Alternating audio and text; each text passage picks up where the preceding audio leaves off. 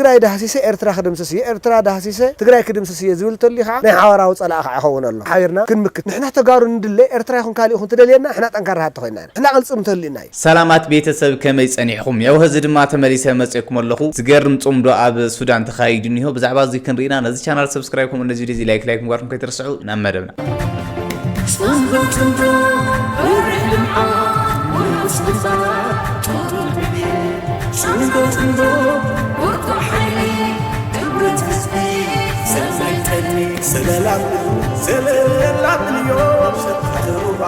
مكينا أول شيء السودان حزوا خير دي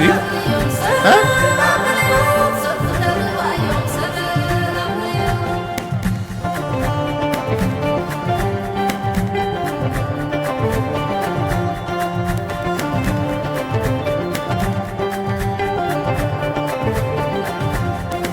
سيد كم مسرح وكم حيلي الشموس بزبيت وحياة شوندي ويا المخاس وتطلو أدور يحتمي لبخاي زعبي السخات مطلو تغفي تسمعو السخات دليو نتحلو عيو شوند السلام نخيدو يتركتنا المعلوم سمت أتودي سي الجنام سمت سلالات اليوم سيد كم مسرح وكم حيلي الشموس بزبيت وحيا الحرب شوندي سيد كم مسرح وكم حيلي الشموس بزبيت البخاي زعبي السخات مرفوع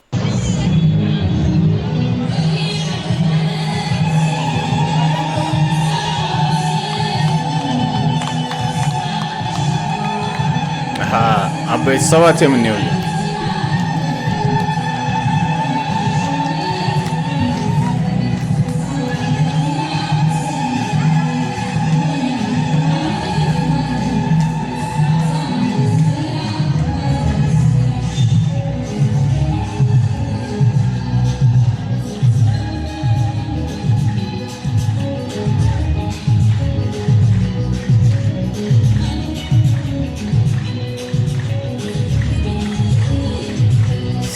سي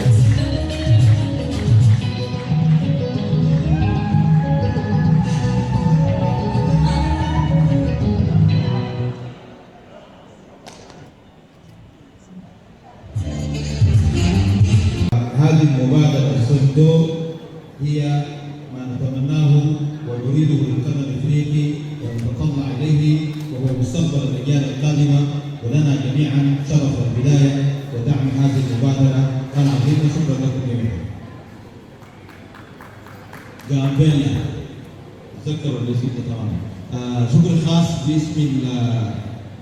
دولة إريتريا والسفارة الإريترية እንዲረዱት እና የጽንዶ ዓላማ ተከታዮች ተርጓሚዎች ሰሪዎች እንዲሆኑ ለማድረግ በማሰብ ነው። ከዛ በፊት ግን ሱዳንን በተመለከተ አንድ ቃል መናገር ፈልጋለሁ። ኦሮሚያ ኡጋንዳ ጋምቤላ ወገን በሻንጉል ጉሙዝ ኩላኩ ያተጸሚዳን ይሄዳ ከትግራይ ተነስቼ በኤርትራ አድርጌ በቃርሞራ በኩል ፖርት ሱዳን ላይ ገባሁት። የ24 ዓመት ልጅ ነበር። ሱዳን በዛ ወቅት 1 ሚሊዮን ኢትዮጵያዊ ስደተኞች ተቀብላ ያለምንም ማጉረምረም ታስተናግድ ነበር። የሱዳን ሕዝብ ደግነት የማያውቅ ኢትዮጵያዊ የለም። አራ ሱዳን ማ ንፈልጦ ሚና በጣዕሚ ሱዳን ዝግበሩልና ብችግርና ብፀገምና ብዝሕዝ እኳ ንባዕሉ ክንደ ህዝቢ ዲያው ኮይዳት ዓቂባ የሱዳንን አገር እንደ አገር ለማፍረስ የሱዳን ህዝብ ሰላም ለማናጋት የዩናይትድ አረብ ኤሚሬትስ ቅጥረኛ ሆኖ መሳሪያና ተተኳሽ አስተላላፊ ሱዳንን የሚያፈርስ ሰራዊት አሰልጣኝ በመሆኑ የተነሳ የኢትዮጵያ ህዝብ የሚሰማውን ሐዘን በዚህ ህዝብ ስም ልገልጽላችሁ ፈልጋለሁ።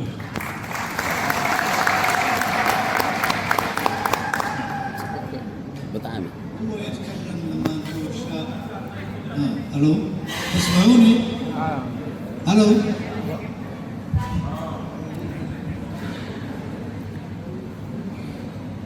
الرفيق مدرجاتشو تسقي يقول قبل 50 سنة وهو شاب 20 سنة جاء من إريتريا ومر من قرورة ووصل لبورت السودان، وهذا في 1977. ويقول إن الشعب السوداني وكرامة الشعب السوداني كان استهدر 1,000,000 إثيوبي لاجئ، وهذا نحن كإثيوبي ما ننساه.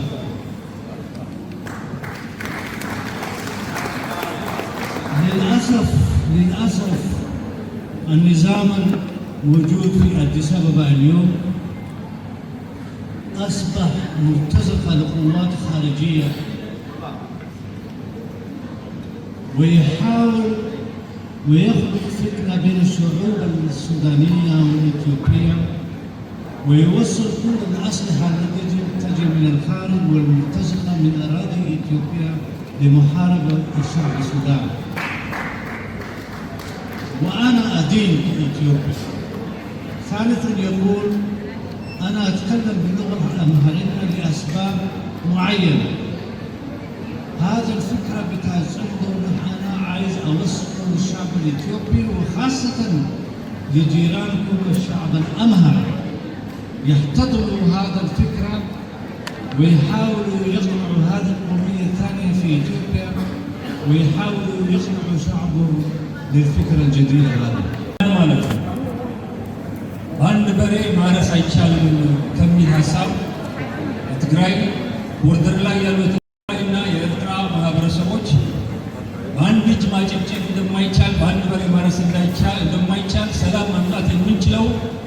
ተጣምደን ነው። እንደ ሁለት በሬ እንደ ሁለት እጆች ሆነን ነው ይህንን ሰላም የምናመጣው። የፖለቲካ መሪዎችን ፈቃድ ጠይቀን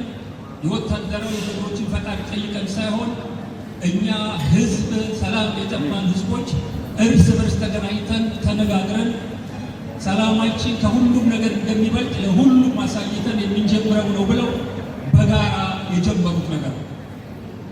አማርኛ ተናጋሪ የሆነው ማህበረሰብ ማወቅ ያለበት ጽንዶ ሲባል በሌላው ማህበረሰብ ላይ የተዶለተ ነገር አድርጎ የብልጽግና መንግስት ሊያቀርበው የሚሞክረው ነገር እሱም ሐሰት የሆነና ይህ ጉዳይ የፖለቲከኞች የጦር መሪዎች ሳይሆን የህዝብ ለህዝብ ግንኙነት ለዘለቄታ ሰላም፣ ለዘለቄታ ደህንነት፣ በጋራ ለመልማት ህዝብ ቆርጦ ዘላቂ ሰላም መረጋጋትና ልማት ለማምጣት የወሰደው አቅጣጫ ይሄ ትልቅ እርምጃ ነው። ይሄንን አርአያነት የተሞላው የትግራይና የኤርትራ ማህበረሰብ እንደ ህዝብ የጀመረውን ነገር ወደ መላው ኢትዮጵያ ማዞር፣ ወደ ሱዳን ማዞር፣ ወደ ሶማሊያ ማዞር፣ ወደ ኤርትራ ሁሉም አካባቢዎች በውስጥ ችግራቸውን በጽንዶ መፍታት የሚችሉበት ከዛ አልፎ ሀገር ለሀገር ያላቸውን ችግር በጽንዶ የሚፈቱበት ምስራቅ አፍሪካ በጽንዶ አይነት የህዝብ ፍላጎት የተቀረጸ የሰላም የመረጋጋት የደህንነትና የብልጽግና ቀጠና ሆኖ ማንም የውጭ ጉልበተኛ ብርና ገንዘብ ያለው ጉልበት ያለው እየመጣ እንደፈለገ የማይፈነጭበትን አካባቢ ለማድረግ ትልቅ ራዕይ ስለሆነ የኢትዮጵያ ህዝብ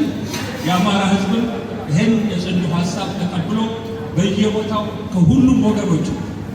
አማራ ህዝብ ከትግራይ ጋር፣ አማራ ህዝብ ከኦሮሞ ጋር፣ አማራ ህዝብ ከአፋር ጋር፣ የትግራይ ህዝብ ከአፋር ጋር ከዛ አልፎ መላውን ኢትዮጵያ አስተሳስሮ ኢትዮጵያን ከኤርትራ ከሱዳን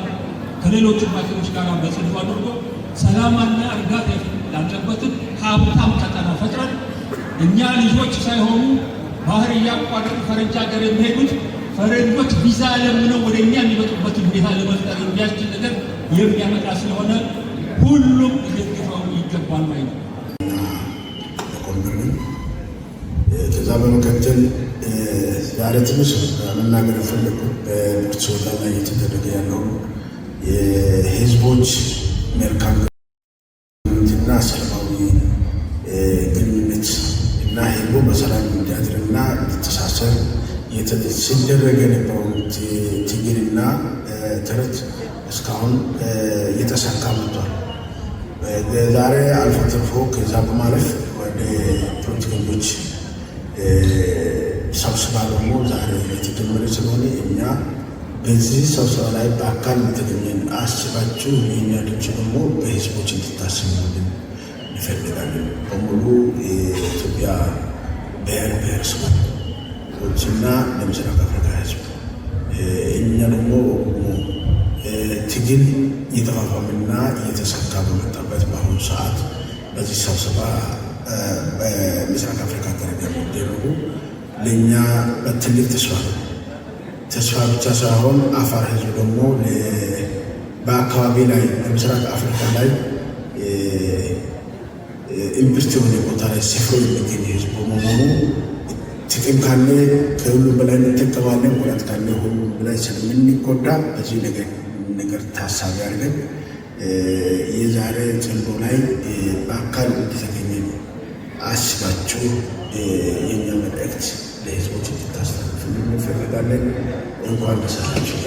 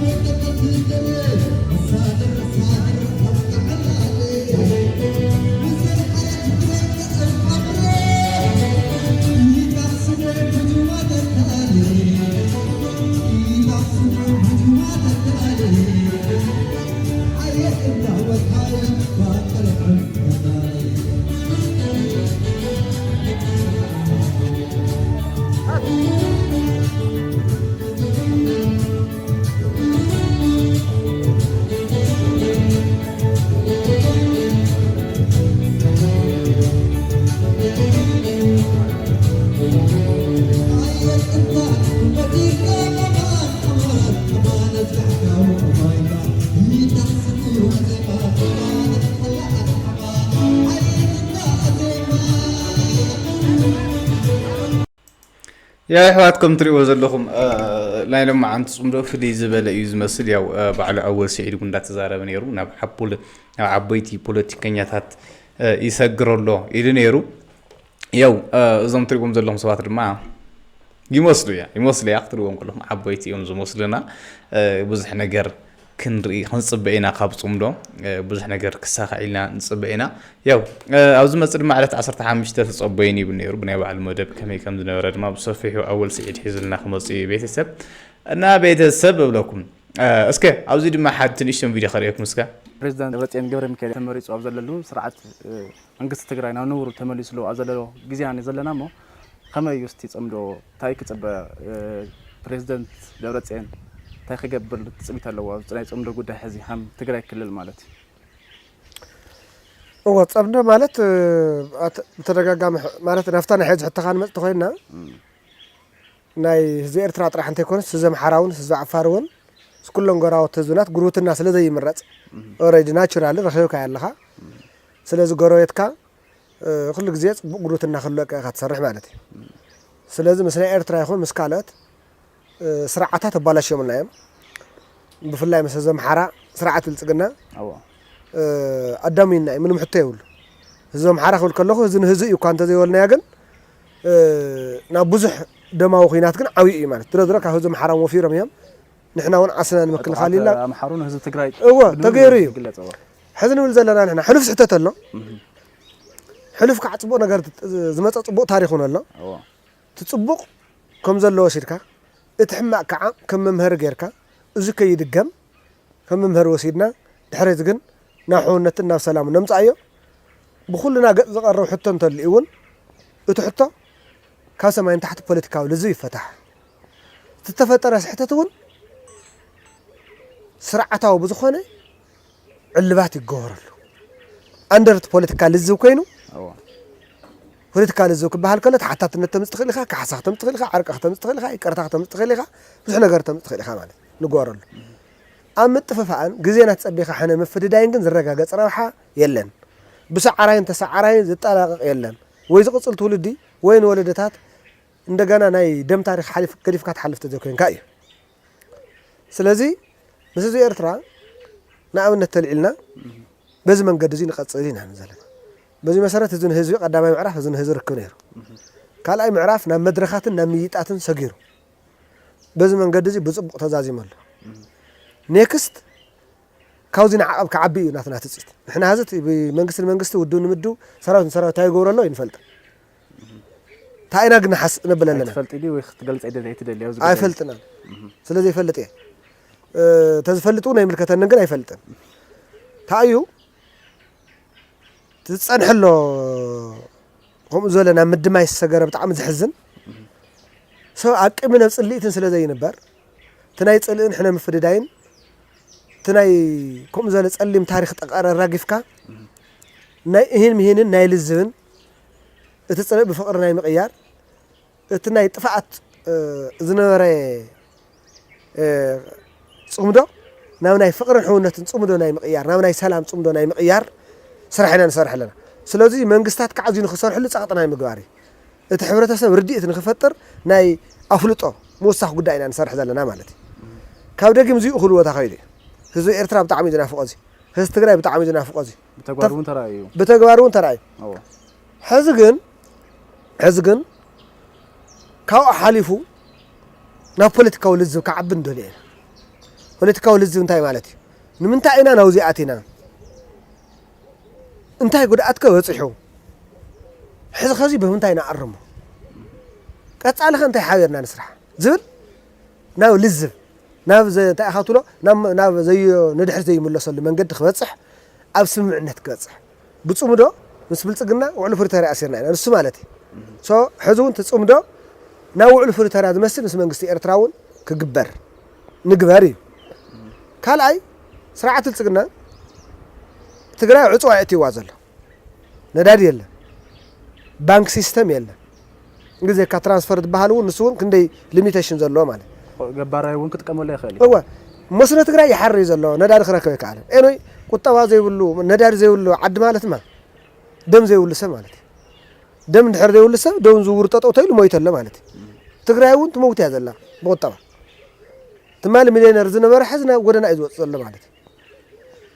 ስለዚ ህዝቢ እዚ ክነብር ክብል ነዳዲ ኢትዮጵያ እንተኸሊኣቶ ነዳዲ ካብ ካልእ ይኽእት ኣሎ ጨው በርበረ ኢትዮጵያ እንተኸሊኣቶ ጨው በርበረ ካብ ካልእ ይኽእት ኣሎ ንሕና መኪና ሙሉእ ምስ ተሰሓቢታ ወርቂ ናብ ኢትዮጵያ ብሄራዊ ባንክ እናእተና ብግልባጡ ግን በቲ ወርቂ ንሱ ተዓደገ ናይ ድሮናት ቁምብላ እናተተኮሰ ትግራይ ክረግፍ የብሉ ስለዚ ወርቂ ትግራይ እውን መልክዕ ክሕዝ ኣለዎ ማለት እዩ ብድምር ብሄራዊ ባንክ ዝህቦ ግልጋሎት ኣብ ትግራይ እንተስኢና ብሄራዊ ባንክ ዝመስል ትካል ክህልዎ ኣሎ እዚ ማለት ዲፋክቶ ስቴት ሃገርነት ሕቶ ንምልስ ኣለና ማለት ግን ኣይኮነን ንሕና ሕዚ እውን ንብል ዘለና ኣንደር ኢትዮጵያ ኢና ዘለና ኢትዮጵያውያን ዝረኽብዎ ንርከብ ዝፌደራል መንግስቲ ነቲ ውዕሉ ፕሪቶርያ እውን ኣፍሪሱ ነቲ ሕገ መንግስቲ እውን ኣፍሪሱ ውዕሉ ትግራይ ዝገበሮ በደል ብፖለቲካዊ ልዝብ ይፈታሕ እዩ እዙይ እንተኸሊእና ግን ስርዓት ኣለዎ ሕገ መንግስቲ በቲ ሕገ መንግስታዊ መሰረት መሰልና ክንሓትት ኢና ንዘለና ደኒና ናነባዕና ንሱ ዝፈረደ ይፍረደና ኢልና ግን ናበረስና ግን ኣይንርአን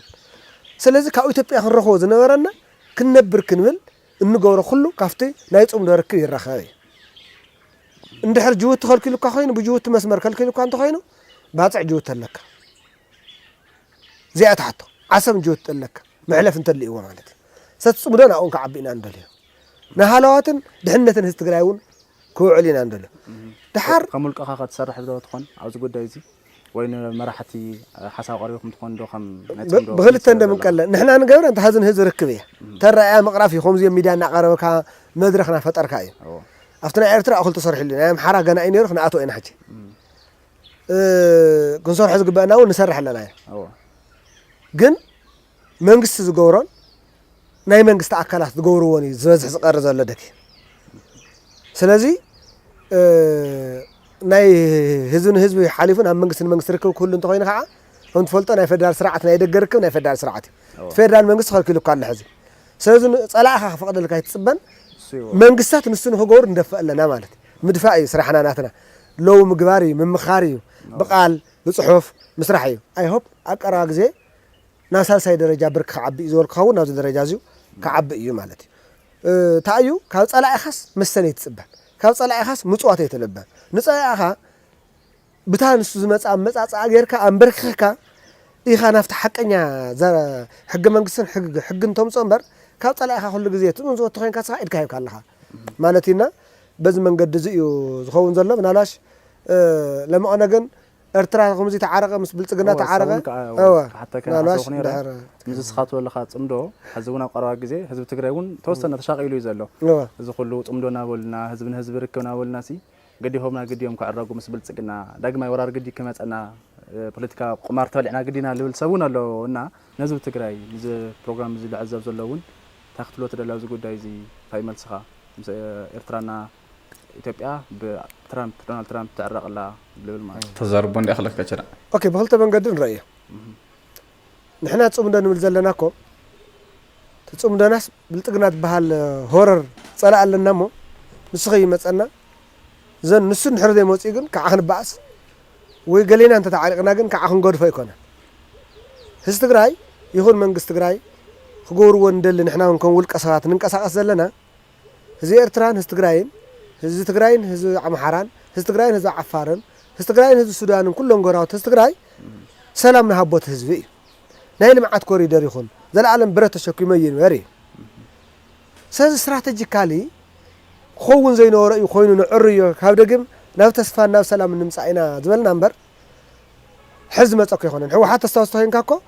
ብልፅግና ቅድሚ ምምፁ ብስራሕ ፈፃሚትን ብማእኸላይ ኮሚቴን ክወስን እዩ ይወደግ እውን ኣብ ስራሕ ፈፃሚትን ኣብ ማእኸላይ ኮሚቴን ክወስን እዩ ናይ ኤርትራ ጉዳይ መልክዕ ነትሕዞ ዝብል ተወሲኑ እዩ ሽዑ ማለት እዩ ያው ኣምሓራን ዓፋርን ብሓደ ስለ ዝነበርና እሾ ይነበረን ሽዑ ማለት እዩ ስለዚ ህዚ ኮይንና እንተይኮናስ በረኻ ኮይንና ውና ሰላም ንፅውዕ ነርና ንህዝቢ ኤርትራ ኢብን ሰራዊት ኤርትራ ኣብ ትግራይና ሃለውና ሰላም ንፅውዕ ነርና ንምንታይ ሰላም ሕርያ ህዝቢ ትግራይ ስለ ዝኾነ ስትራቴጂክ ረብሓዊ ስለ ዝኾነ ናይ ኩሎም ህዝብታት ማለት ሓደ ሓዘለ እዩ ሕዚ እውን ሰላም ንብል ዘለና ህዝቢ ኤርትራ ንህዝቢ ትግራይ ሰላም ይፍጠሩ ማለትስ ምእንታ ተተሓሒዞም ንኢትዮጵያ ክውዑ እሞ ምእንታይ ኤርትራ ምስ ህዝቢ ኤርትራ ምስ ህዝቢ ኢትዮጵያ ክበኣስ ኣይኮነን ንሕና ንብል ዘለና ህዝቢ ትግራይን ህዝቢ ኤርትራን ሰላም ይፍጠሩ ህዝቢ ትግራይን ኩሎም ህዝቢ ኢትዮጵያ እውን ሰላም ይፍጠሩ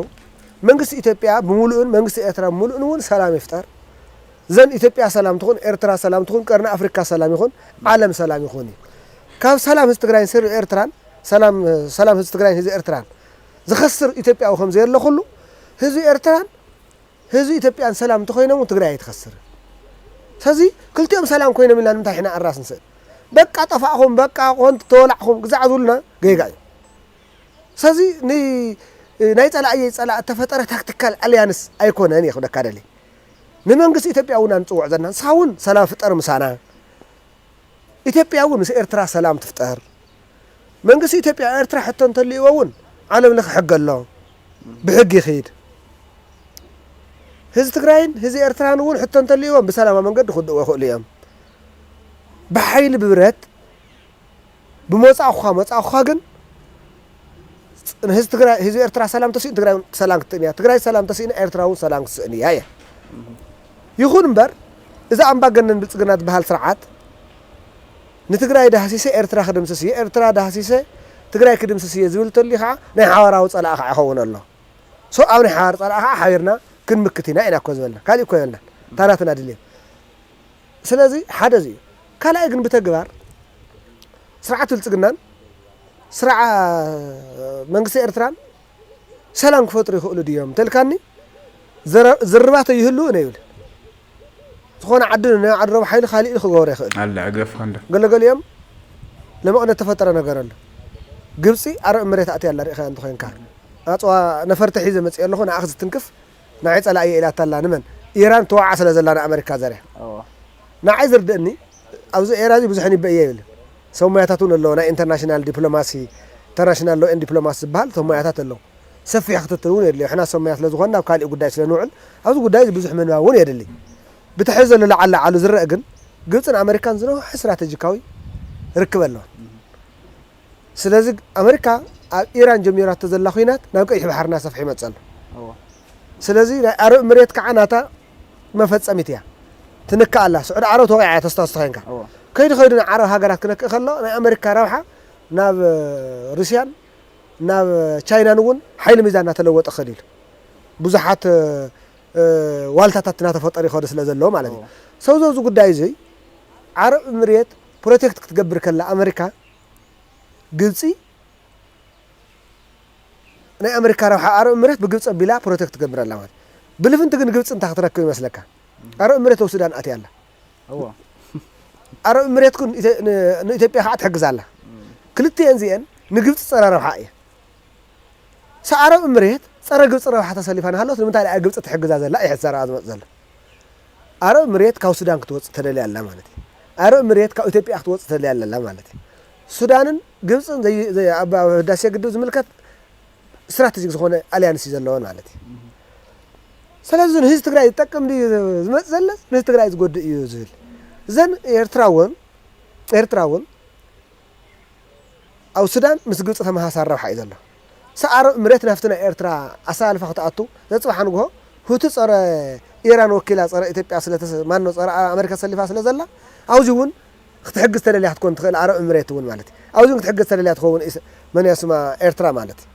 سطح زل السلة ألفا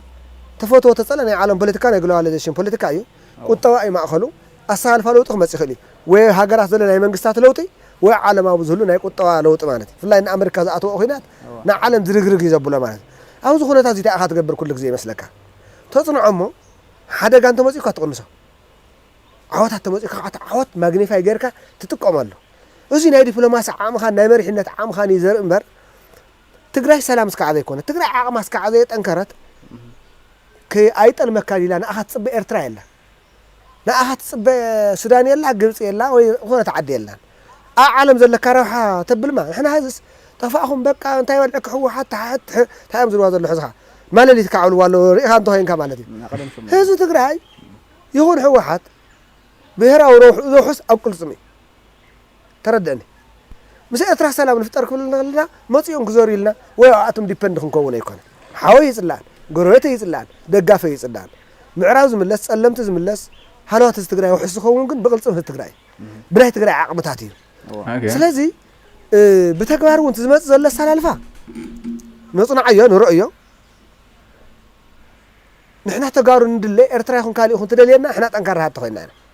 احنا قلصم تلينا نعلم حنا نقرب تلينا نسخة عالم عداقة ناون قدما يعني ويزخون عداقة أتيها تدلما ويعداقة هتكون لك شيء هتكون لك تاي كومباراتي أدفانتج لك أنا عالم عداقة حسكايو أنا عالم بوليتيكا أنا عالم دبلوماسي حسكاية تقارن تاع لك أي سراوي تجراي حيال سراويتي سونا أفريقيا تام خبر كتاكن يخلي جن إثيوبيا زي تفرسا مخان كارك زي يخوني دليل سلازي إثيوبيا سلام غير كاجن نايتجارو بهرا وروحة إثيوبيا خرجاجات ويكعت حق منقص إثيوبيا بزولو زدلي ونه خجورو جن سلام زخونة إثيوبيا بمفتقر بالكات قرب